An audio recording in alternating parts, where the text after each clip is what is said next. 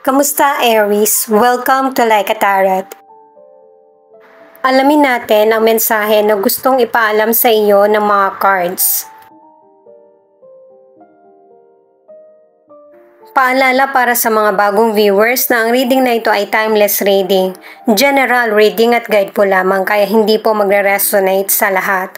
Kunin mo lang yung akma sa sitwasyon mo. At kung kailan mo ito napanood, yun ang start ng 1 week reading para sa iyo.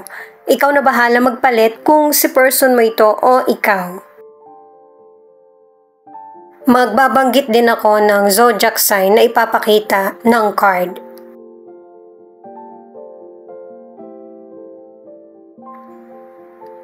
Itong The Emperor, ang zodiac ay Aries. Merong person, maybe ikaw o yung person mo na responsable sa mga naging desisyon or sinisimulan. Ang weakness lang ng person na ito ay mapag-control. Kumbaga, ang gusto niya, siya yung masusunod. Siya yung magpo-provide. Pwedeng magkaroon ka man ng career o kaya negosyo. Ang gusto ng person na ito, siya yung pinaka-main sa family o relasyon. Itong Four of Wands ay Aries. Itong person na ito ay pwedeng asawa mo na o kaya magkarelasyon pa lang kayo. Yung loyalty niya ay nasa iyo.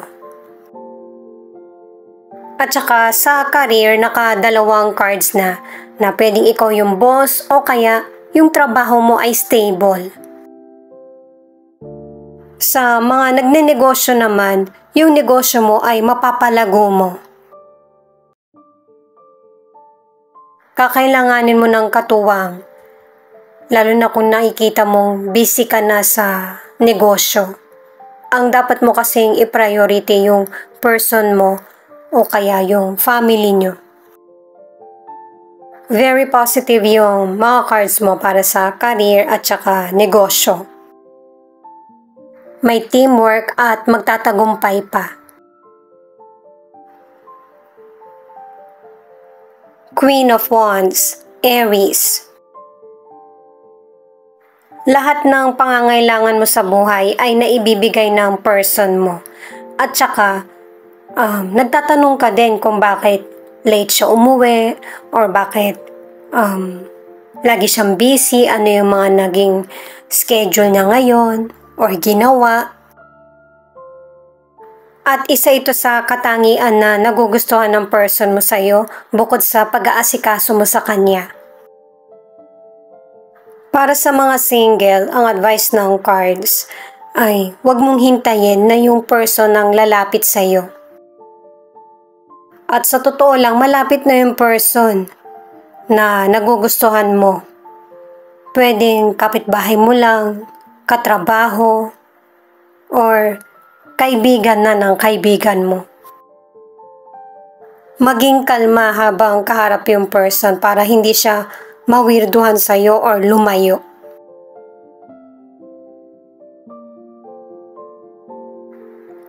Itong The Hangman, ang zodiac sign ay Pisces. Pinapayuhan ka ng card na ito na ang ilan sa inyo kung merong sitwasyon na kinasasangkutan, nahihirapan ka, mas maigi na mag-surrender or i-let go mo ito.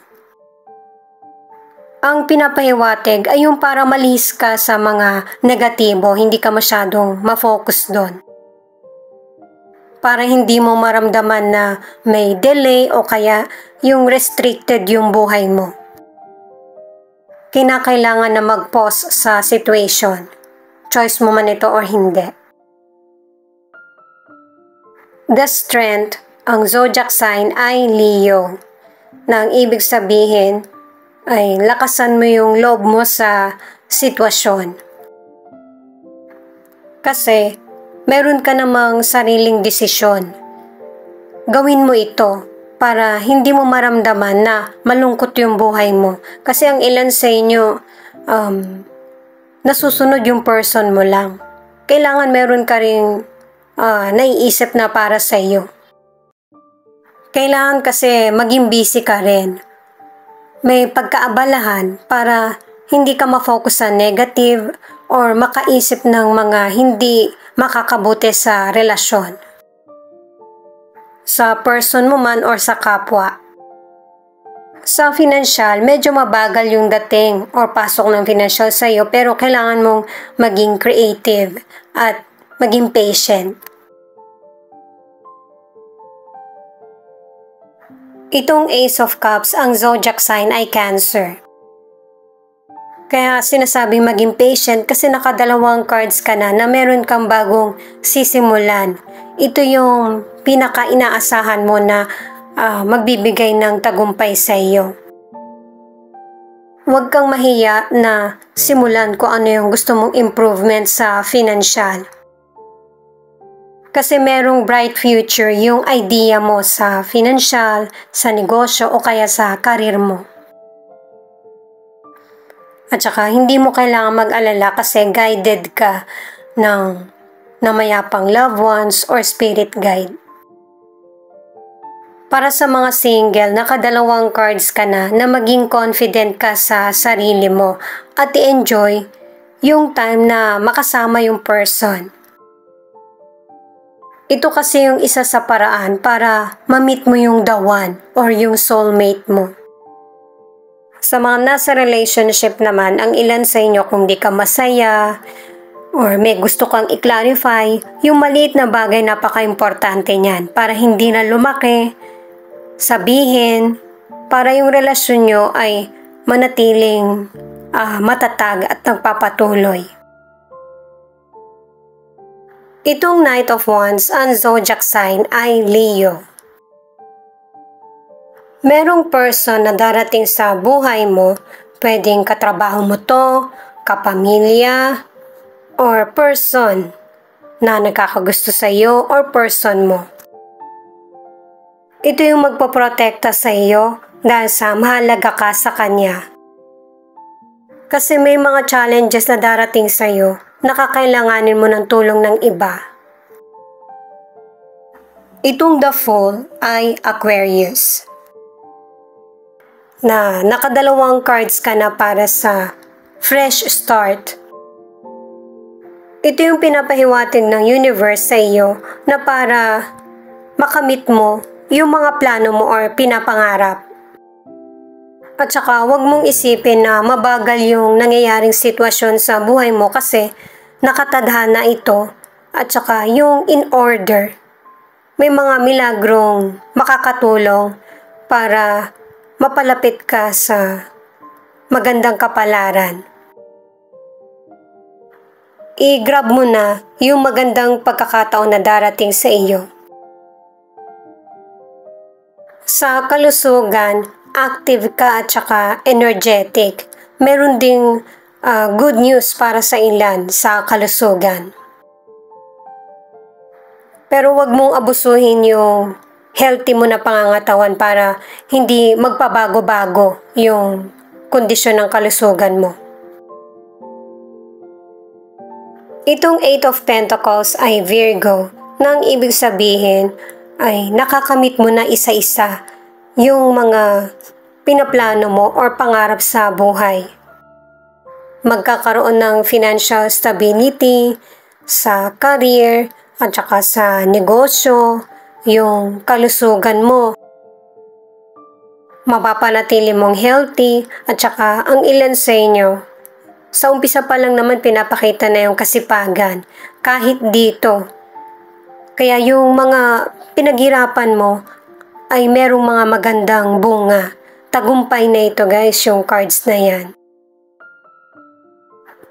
May posibilidad na yung good news magmumula sa family mo, sa person mo, or sa kaibigan. Para sa ilang single, tinulungan ka na ng universe na makilala yung potential person. Kasi ito yung kahilingan mo or nais na magkaroon. Kaya ito yung ibinigay. Hindi naman yan makakasagabal sa trabaho mo or nakagawian kung mapagsasabay mo. Kailangan ng balanse. Ang ilan na nasa relationship magpapatuloy na Happy yung relasyon nyo ng person mo. Merong excitement at saka freedom. Affirm, nothing you have is because of luck or chance. It's all due to God's grace and favor. Diba, sinabi na nga ng mga cards na in order yung nangyayari sa iyo. Na kapalaran. 444. The universe wants you to be happy, so it is going to send you a miracle. Kaya nga nabanggit na kanina na tutulungan ka ng loved ones mo na mayapa or guide. 436. It is reminding you to be brave enough to deal with your problems, resolve your disputes, and have a happy life. Kaya lakasan mo yung loob mo. Hindi lang naman ikaw yung may mabigat na problema, lahat naman tayo. At saka ituloy ko lang para sa mga nasa relationship na ang relasyon nyo ng person mo, pareho na kayo ng goal na tinatahak sa buhay at saka nai-enjoy nyo pareho yung relationship nyo. Magkasama man kayo o kaya hindi. Hindi nawawala yung connection. I-add ko lang para sa mga single na bago ka magkaroon ng karelasyon ay magiging kaibigan mo muna yung potential person. Kaya nga sinabi sa unang cards na hindi mo kailangan sabihin agad doon sa person na gusto mo siya, kailangan kilalanin niyo yung isa't isa. Itong New Dawn, ang ibig sabihin ay naka-3 cards ka na kailangan mo maging confident at saka maging totoo sa naiisip at saka nararamdaman. Piliin mo yung mga sitwasyon na mas magiging komportable ka at happy.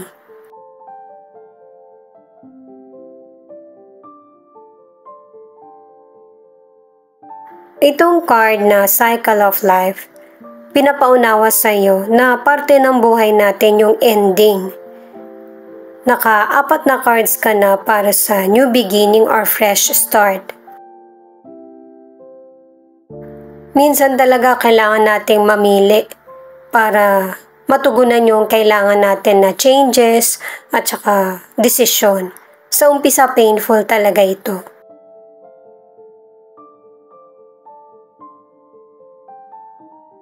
Itong authenticity, naka-3 cards ka na i-express mo kung ano yung totoong ikaw. I-embrace mo yung uniqueness mo. Lahat tayo ngayon lang magiging bata at saka healthy, kaya hanggat healthy, gawin mo na yung mga bagay na alam mong tama at saka kailangan mong gawin. Hindi natin kailangan tutulan yung mga bagay na makakapagpasaya sa atin kasi makakaapekto yan sa mental at physical health mo, lalo na kung wala ka namang masasaktang iba. Ito naman yung final cards. At saka thank you nga pala sa mga nag-like, share, comment, and subscribe. Ingat po kayo palagi saan man kayo naroon.